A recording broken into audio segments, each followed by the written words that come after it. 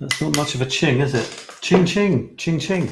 Welcome. This is Sab in Paris with the Creative Blog and Article Writing Show. How are you doing today, this evening? Going live a bit later this time because I was in Paris for a meeting and couldn't come out. So here I am. And it's the Creative Blog and Article Writing Show, if you please. It's the Creative Blog and Article Writing Show, if you don't please. And today's going to be focusing on poetry, probably. I had a request to talk about poetry, but then I asked a follow-up question, and the lady in question probably was sleeping, so hasn't got back to me. So I won't be able to go into depth on that. But interesting, I don't think I'm sharing the screen yet. Hang on, let me just share my screen. So there's going to be quite a focus on poetry, my poetry and some wonderful poetry from others. Now, I didn't use the adjective wonderful with mine. I just said my poetry. But, who knows? Who knows? And what about your poetry? Do you write poetry? Would you like to? Why don't you? Why don't you do that and send it in? And we will appreciate it. That's what we do. We appreciate it. I'm trying to share my screen. Let's see what we've got here.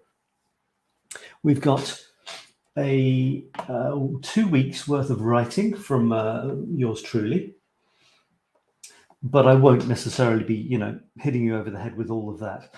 I've got a few comments. I've got a few things from Dorothy and one or two other people in the group. So the group is starting to wake up, which is wonderful. This is the group, Creative Blog and Article Writing.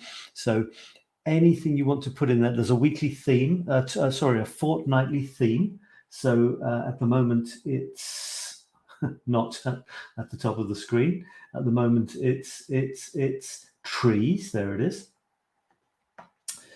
There it isn't. I will put in a new one, a new theme today, and I can tell you what it is. Shall I tell you now? No, I'll tell you later. So there it is. The current theme until today is trees or talking trees. And I've got some nice couple of pieces of writing on that. I was inspired to dig up my old poems, actually, and see if I had any on trees. And sure enough, I had 2 or 3. A couple of recent ones and an older one. Leaves as well often crop up in my... Actually, they very often crop up in my poems. Leaves. There's something about leaves. They're just so unbelievable, aren't they? Leaves. They're just... If you look at them closely, they're a bit like hands. I've got a couple of pictures of leaves here. Look at that one. I particularly love the maple sort of leaf because it literally looks like it's got 5 fingers like that. You can put it up to a hand and not only hold it in your hand, it covers each finger in some cases. And this is a poem that, again, it's those leaves, isn't it? Different sort of photograph. That one's with the sun. Is it with the sun? Yeah, it's with the sun behind coming towards me because you can see the shadow of the top leaf on the bottom leaf, although they're not totally transparent as they sometimes are. And in the other photograph, I can't tell you whether that's being lit from behind or from the front. Possibly from behind because I do like that. So this is, I'll launch into some writing, into some reading as well. I've got a couple of my favorite books. This is one, Funny Poems, and there's some beautiful, wonderful poems that I'm going to read you. A few short ones and one longer one, which is an absolute delight. I'm going to introduce you also to, let me bring this down a little bit. I'm going to introduce you also to someone called Stephen Crane, who you might not have heard of. And he's, I don't know if you know, but the war poets, kind of self-explanatory, who wrote poetry, especially during the First World War. Some of them, I think, lived to see their poetry after the war, and some of them didn't.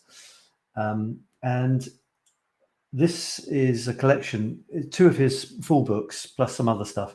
And one of them is called War is Kind, and which is an interesting title, don't you think? So he was a war poet, a slightly different one, slightly odd one, whereas the others were rather classic in their poems. His are not classic at all. They're really quite groundbreaking, you could say. full of strong imagery, but no rhymes or anything like that. And all of them are most of them are completely enigmatic, and you can't quite work out what's going on, which is good because it leaves us to decide, I guess. So if you're looking for straightforward, easy to understand war poetry, that's probably not it. But if you're looking for much more obscure stuff that might make you think a bit more, then I'll read you a couple of his, almost at random, because it really doesn't matter where you dive into his work. You'll just read one and you can, whatever happens, happens. And if you're watching live or on the replay, then feel free to say hello in the comments. I would love that. And I would love any comments on the things I'm going to show you tonight. So where shall I start? I don't know. Shall I start with a poem? I'll start with my poems. Or maybe I'll start with my photo chronicles. So on this one, okay, there are the photographs.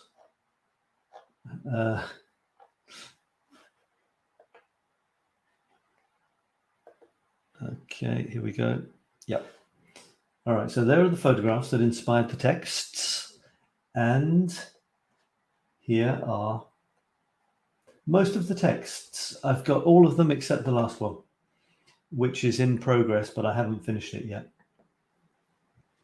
And as you can see, I'm writing every day, which I recommend you do as well. I really think you should write every day. If you're watching this show, you love writing and you want to be a writer, then you have to write every day, or you have to write every week. And then you can say, yep, I'm a writer. I wrote this week, or I wrote today. And I'm going to sort of dive in at random, shall I? Just to read you two or three. So here's the first one. An unlikely combination to see out of an average Parisian office window. A helicopter here and a hot air balloon there. Not to mention a bizarre grounded building. Looking down on the latter from one of our airborne allies, a striking geometric form can be discerned. They call this the French Pentagon. But we're not talking five-sided figures here. This is France, after all. True to its nickname, a hexagon is to be seen at the heart of this military complex, plus a roof that looks like a stealth bomber's wings. For we're looking at the new Ministère de la Défense, the Defense Ministry, uniting the Army, Navy, and Air Force in one humongous HQ. So don't gaze too long, they're looking at you. This is just a very strange building, and I was actually in the building which I took this photograph from today, and there it is. Now, if that doesn't inspire you, I don't know what will. I'm going to choose one of these photographs as the picture for the theme for the coming week, which is looking down. I think it's looking down, and he's looking down to the ground, and I'm looking down on him. And it seems like he's going down as well, doesn't it? It actually looks like he's going down towards the bottom of the photograph. So that's going to be my theme. And why not let this inspire you? See if this inspires you, or let the theme looking down inspire you. I've got a comment. Is it Dorothy? Let's see if it's Dorothy, shall we? Yes, it's Dorothy. How did I guess? Dorothy, I'm going to read a couple of your pieces today. So thank you for contributing. All right, so that's going to be the sort of theme photograph for the day. And okay, let's just get another couple of random ones of these. This is my self-portrait. I didn't actually take it. When we look at things closely, we're simply seeing echoes of our own soul. To even want to take a photo or paint or write about a flower or a face or a few strange plaques on the ground speaks volumes about us. Maybe it says we're profound or profoundly crazy. But what you think of this photo and this text says something about you too. But only you can ever know what that is. So I had a space to fill, and it's the space that I filled with those words. I wanted it to be quite concise, and I didn't really know what to write at first. In other words, there was a moment when I was ready to write and nothing came. And then I thought, whenever you do take a self-portrait or someone takes a portrait of you, it gets you thinking, what am I doing? You know, what am I looking at? Who's looking at what? What am I thinking? What's the point of it all? This often happens when you've taken a picture of yourself, I find. I like the picture because you've got the echo of, well, the round things, plaques that I'm taking pictures of are in the camera that I'm taking the photograph with, the smartphone. And that leads to thoughts about what is real and what isn't real. Because we're looking at the photograph.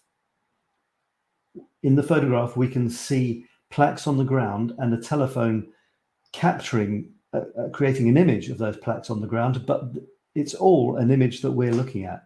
So, you know, what is real and what isn't? So I do like playing with those ideas. Shall I read one more? Which one shall I read? Maybe this one. And see what this inspires in you. Would this inspire you to write something, write a story, or start reflecting on it? Certainly one of the most unusually situated, if not quite the oddest restaurants in Paris, Monsieur Dame. I give you 𝘕𝗪𝗡𝗕𝗟𝗢, something like that. Yes, I know it's a bridge passageway thingy, but it's also a rather chic eatery linking two grand buildings, but which? This will be a beautiful Paris quiz question shortly. But for you, faithful Photo Chronicle readers, the answer is the Gare Saint-Lazare, so Saint-Lazare station, and the newly resplendished, which is a new word, Hilton Opera Hotel. This architectural gem, which I thought at first, looking up at it from below, was a mysterious ancient railway line, is the Passerelle Eugénie, so the Eugénie passageway, also known as the Passerelle de l'Impératrice, so the Empress passageway, for it allowed Emperor Napoleon III's young wife to chuff around relatively incognito, the way empresses do. I was amazed to find it and realized that I had never taken a photograph of it, and yet it's absolutely stunning. It's a beautiful passageway and it's hidden. And also there are two amazing statues on either side. There's a statue of the clocks and there's a statue of suitcases, both in metal. And this kind of missed being taken. And then I finally was going under it. I thought it looked beautiful. And I realized that if I had it at the top, it wouldn't work because the view down below was horrible. There was nothing beautiful about that. So I took it, I made it look at the bottom of the photograph, looking up, got some beautiful clouds, and there you go. Right, I'm going to move on to the group. Let's see what's in the group, shall we? So this is one of my poems, but what I'm going to do is move down to a contribution from Dorothy. So Dorothy has taken the theme of trees and written about them and illustrated it with photographs. This is a short piece, a short written piece, and I'm just going to read it. Let's have a look at the photographs first. That's a very strange looking tree. What do they do to trees in France? It's absolutely, I don't know if it's criminal, hideous, or not. I'm seeing a face in there, which looked like there was an eye.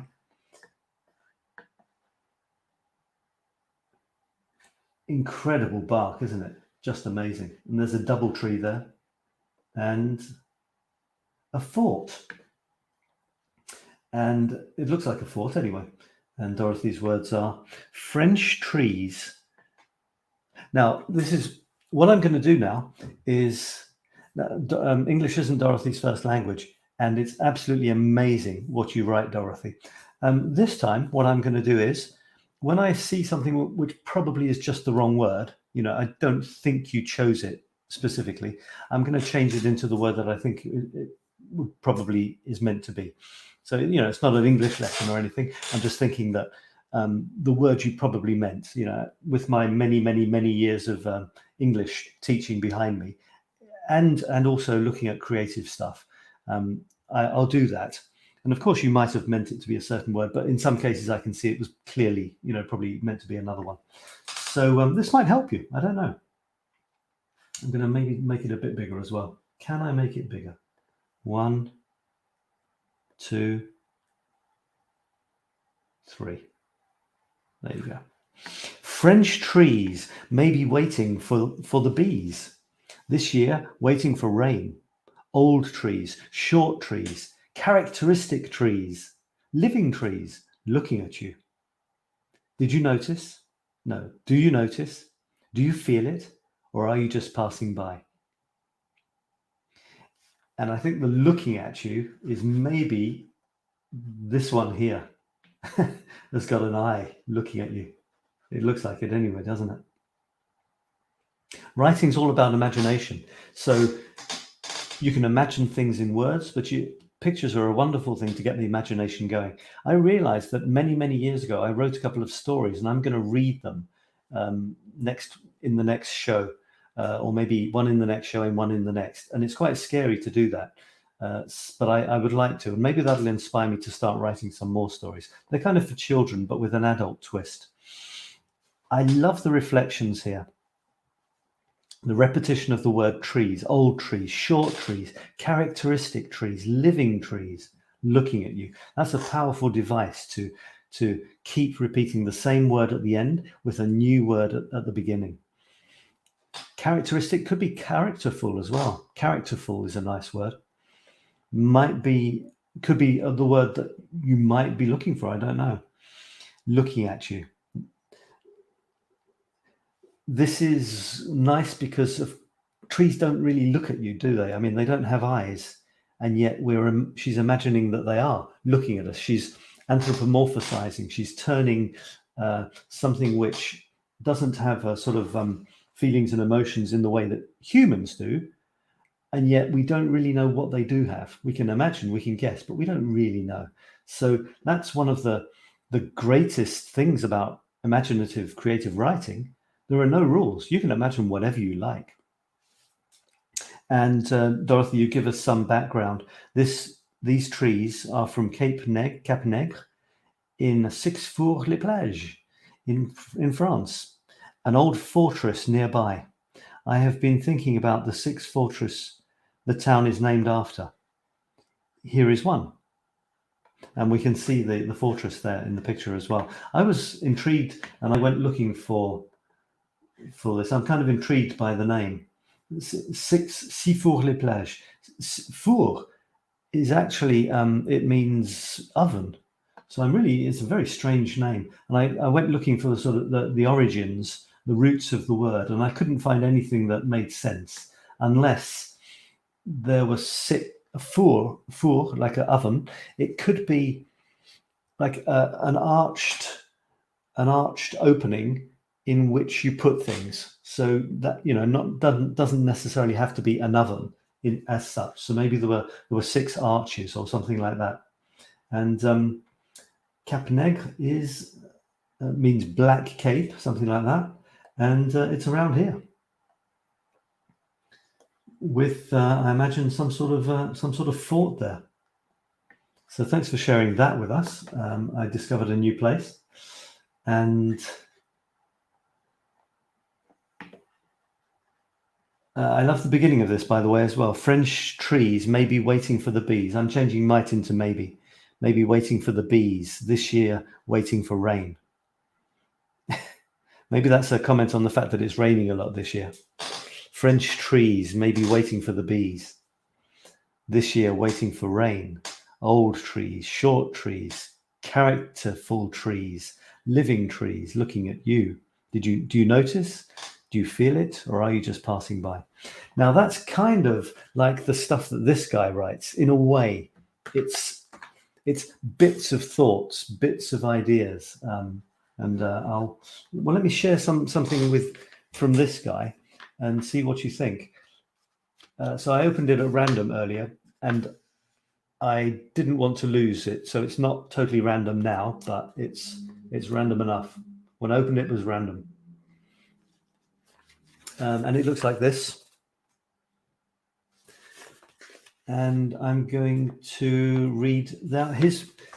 It doesn't even have words. He did a collection called War is Kind. He did another collection called The Black Riders and Other Lines. and it's very freeform. If I read the back of it, just part of the back of it, talking about Stephen Crane that I'm going to introduce you today, it says, a unique stylist and one of the most innovative and talented writers of his generation, Stephen Crane from 1871 to 1900. So, in fact, not a war poet of the Second World War. He died well before that. He won outstanding fame as a novelist and short story writer. But also produced in his brief lifetime, so he was only 29 when he died, which is amazing when you look at the depth of his stuff. In his brief lifetime, produced impressive free-form verse, thought by some critics to anticipate the Imagist movement of the 20th century. His poems are usually brief, cadenced. There's kind of a sort of a dun to dun to dun, maybe there's something like that. I'd have to look that word up actually. And rhymeless, no rhymes, rich in drama and symbolism, and spiritually penetrating. So there you go. I opened this at random. See if you think it is. The wayfarer, perceiving the pathway to truth, was struck with astonishment. It was thickly grown with weeds. Ha, he said, I see that none has passed here in a long time. Later, he saw that each weed was a singular knife. Well, he mumbled at last, doubtless there are other roads. You have to read these about 3 times to get an idea of what might be happening. I realized when he said the wayfarer, so this is someone walking through the countryside, perceiving the pathway to truth. So there's a double thing there. One is the real thing, a pathway, and the other is more metaphorical, to truth, the pathway to truth, was struck with astonishment. It was thickly grown with weeds. So the pathway to truth was thickly grown with weeds. So it was very difficult to get to the truth, or people hadn't been going towards the truth recently. Ha, he said, I see that none has passed here in a long time. So maybe no one is seeing the truth at the moment. Later, he saw that each weed was a singular knife. So if you went towards the truth, you got cut. Maybe that's what he's saying. Well, he mumbled at last, doubtless there are other roads. So maybe he's saying it's much easier to not look for the truth because it seems to be dangerous there. You could get cut by the truth. So other people go down roads which are they're not seeing the truth. So there's one example. And here's another example. I opened it at another page. And this is from the Black Riders and Other Lines. And you see they're short little things. They're just short. They don't seem to carry on from each other. And this is something that you could do. Why couldn't we do that? You know, we could write down a random set of 4 lines. They don't rhyme. They don't necessarily make much sense. And yet he's well known now as a famous writer. And it was original. It wasn't like other poets. This was 120 years ago or more, 140 years ago. So I'm just going to read a couple of them randomly. If there is a witness to my little life, to my tiny throes and struggles, he sees a fool. And it is not fine for gods to menace fools. If there is a witness to my little life, to my tiny throes and struggles, he sees a fool. And it is not fine for gods to menace fools. Makes you think. I don't know what it makes you think about, but it makes you think. I'm going to read, 1 or 2, just a few at random. This is number 11. In a lonely place, I encountered a sage who sat all still, regarding a newspaper. He accosted me. Sir, what is this? Then I saw that I was greater. I greater than the sage. I answered him at once. Old man, it is the wisdom of the age. The sage looked upon me with admiration. No idea what he's talking about, but it's because I don't really know what it's talking about, it's all the more intriguing. I'm opening again, completely at random. Once there was a man, oh so wise. In all drink he detected the bitter, and in all touch he found the sting. At last he cried thus, "There is nothing, no life, no joy, no pain. There is nothing save opinion, and opinion be damned." Just above it. "I think as I think," said a man, "or you are abominably wicked. You are a toad." And after I had thought of it, I said, "I will then be a toad." And one more random bunch of random poem from what seem like random lines, and yet why not? And talking of nonsense, I'm going to read some poems from Nonsense Rhymes, which you might like in a second. A couple from here. "I was in the darkness. I could not see my words, nor the wishes of my heart. Then suddenly there was a great light. Let me into the darkness again." And the one just below it. "Tradition, thou art for suckling children. Thou art the enlivening milk for babes. But no meat for men is in thee. Then, but alas, we are all babes." So he's saying tradition is for children, but not for men. No meat is in for men is in thee, is in you. But then, alas, we are all babes. So there is deep. Yeah, Dorothy is saying wise man.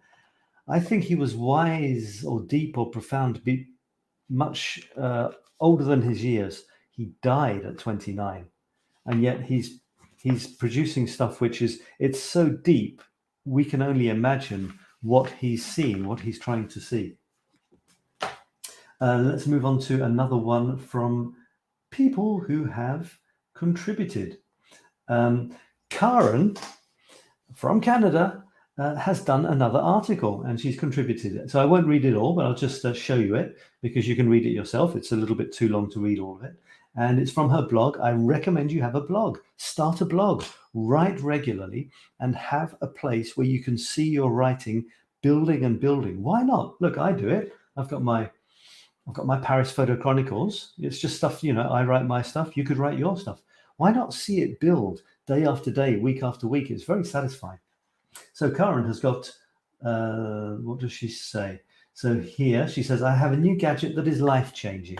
So it's a kind of a journal, what comes up in her life, thoughts she has about it. And she's talking about a digital watch. And she's starting by saying that I think her husband got one, and then she got one, and talking about getting less active as time goes on, and how it would be good to be more active, and how this digital device, you might love it at first, you might hate it at first, but then you might love it afterwards. And there are little stories in there like 250 steps are easy enough to accomplish just doing simple housework, like making the bed and putting away laundry. But there are times when I hear the words, "Have you got your steps in yet?" from my dear hubby. He's good at noticing when I have become glued to a chair these days. And she goes on, and then this is, I'll finish with this paragraph. Yeah, I'm not going to read it all because it's better to read it yourself. "Yes, this gadget has provided motivation to move, and now it also has me watching the calories I take in compared to how many I burn." This is a good topic. A lot of people write about fitness and stuff like that. "I am already starting to lose weight, slowly but surely. Good for you.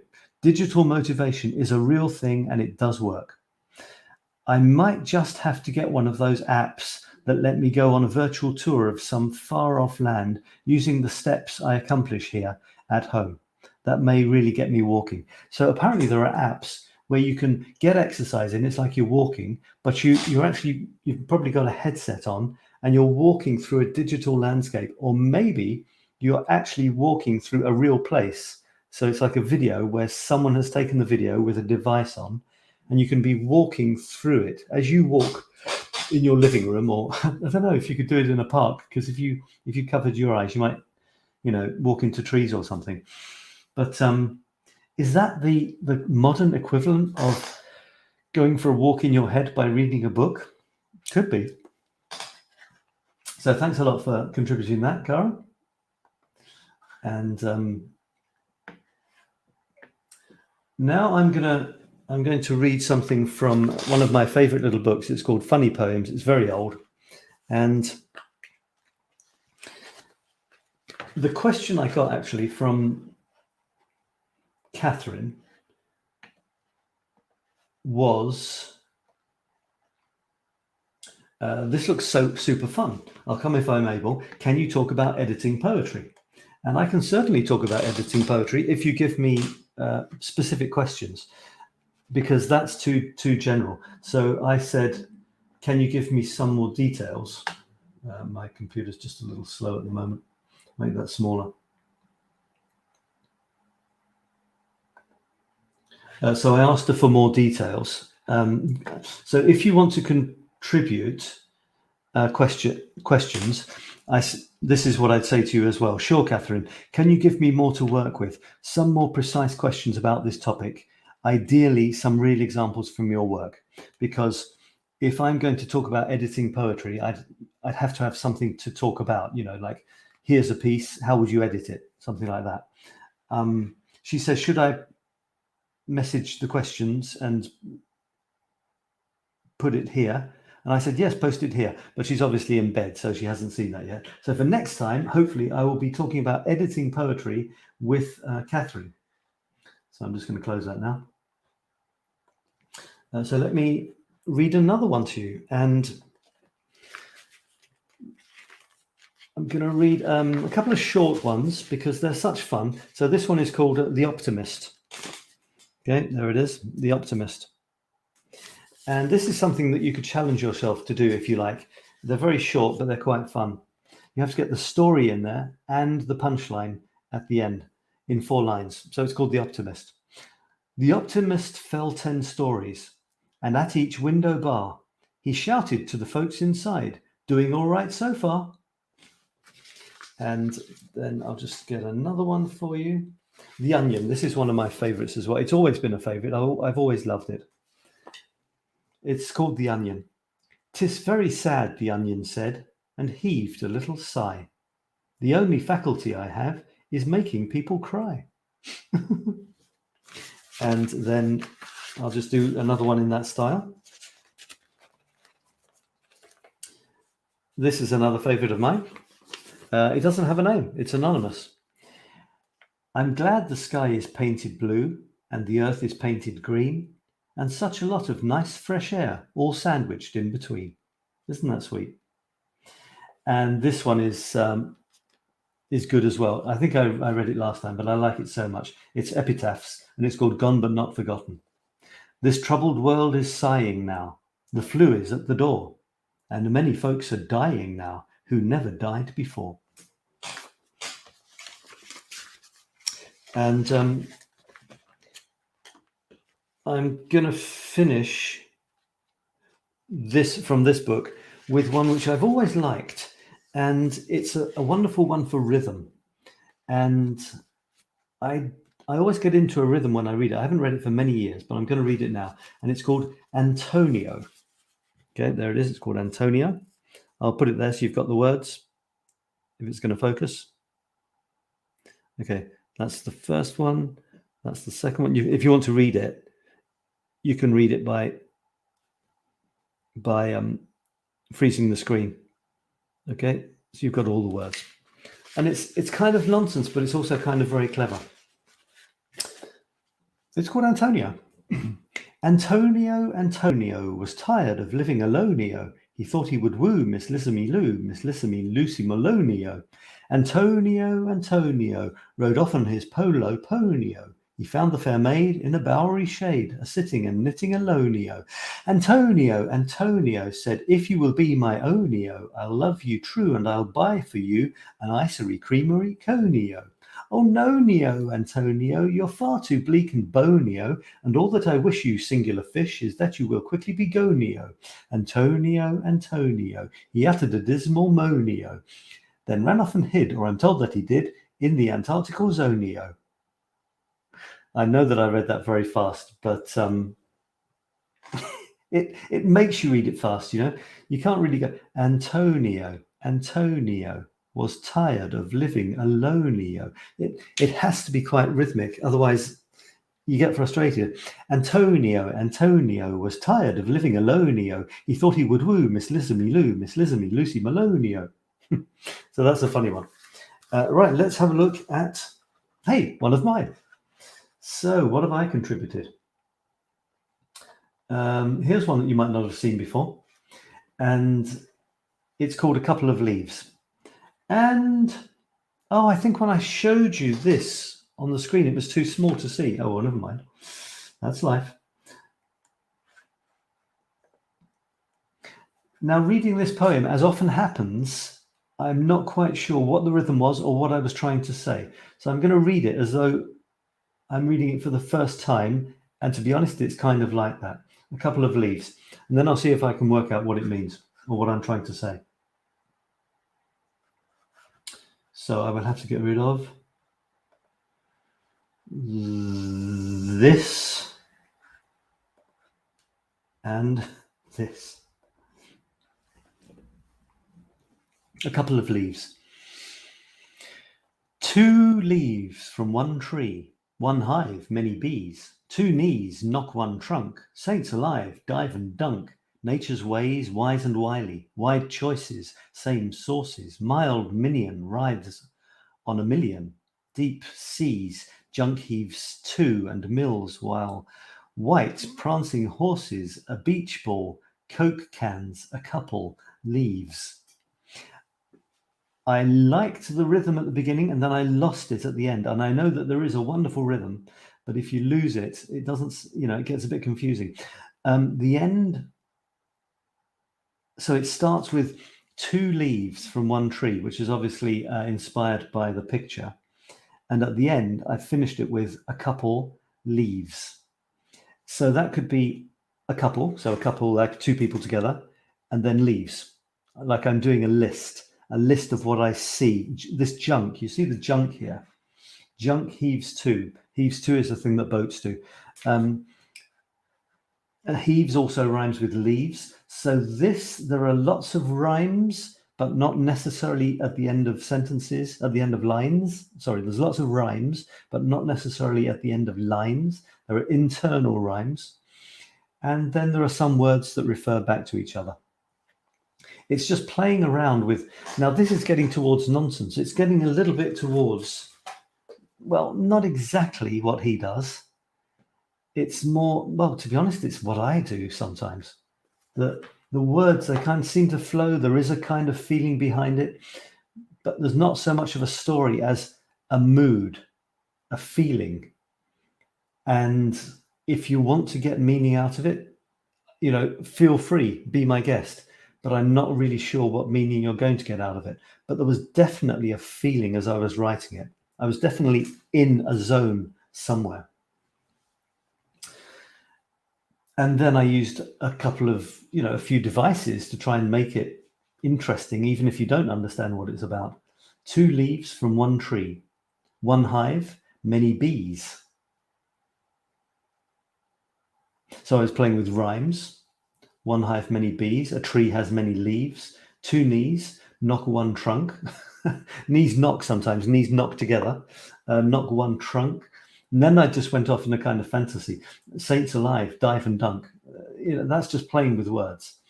Nature's ways, wise and wily. Lots of nice W's there. Nature's ways, wise and wily. Wide choices, same sources. I'm not sure if I've lost the thread and I'm just making up any words that seem to go together. I don't do that on purpose. I try to keep the initial idea in mind and not go too crazy. Not go too, so it's not just random words that sound funny together.